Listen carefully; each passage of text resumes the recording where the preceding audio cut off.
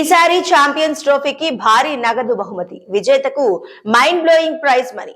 ఈ నెల 19 నుంచి పాకిస్తాన్ దుబాయ్ లో ఐసీసీ ఛాంపియన్స్ ట్రోఫీ ఈ టోర్నీకి సంబంధించి ప్రైజ్ మనీని అధికారికంగా ప్రకటించిన ఐసీసీఐ విజేతకు ఏకంగా 20.80 కోట్ల నగదు బహుమతి, రన్నర్ అప్ కు 10.40 కోట్లు, సెమీస్ చేరిన జట్లకు చెరో 5.20 కోట్లు.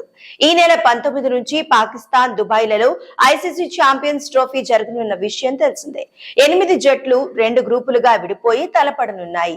ప్రతి గ్రూపులో మొదటి 2 జట్లు సెమీఫైనల్స్ కు చేరుకుంటాయి. అయితే తాజాగా ఐసీసీ ఈ టోర్నీకి సంబంధించి ప్రైజ్ మనీని అధికారికంగా ప్రకటించింది.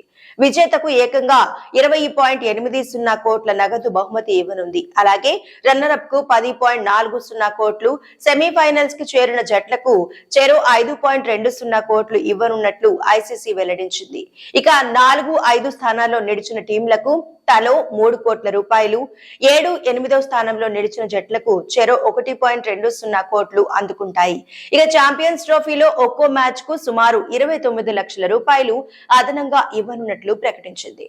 2017లో ఛాంపియన్స్ ట్రోఫీలో ఎవరికెంత ప్రైజ్ మనీ వచ్చిందంటే 2017లో ఐసీసీ ఛాంపియన్స్ ట్రోఫీ విజేతగా నిలిచిన పాకిస్తాన్ జట్టుకు 14.18 కోట్ల ప్రైజ్ మనీ దక్కింది. ఇక రన్నర్ అప్ గా నిలిచిన భారత్ 7 కోట్ల రూపాయలు అందుకుంది.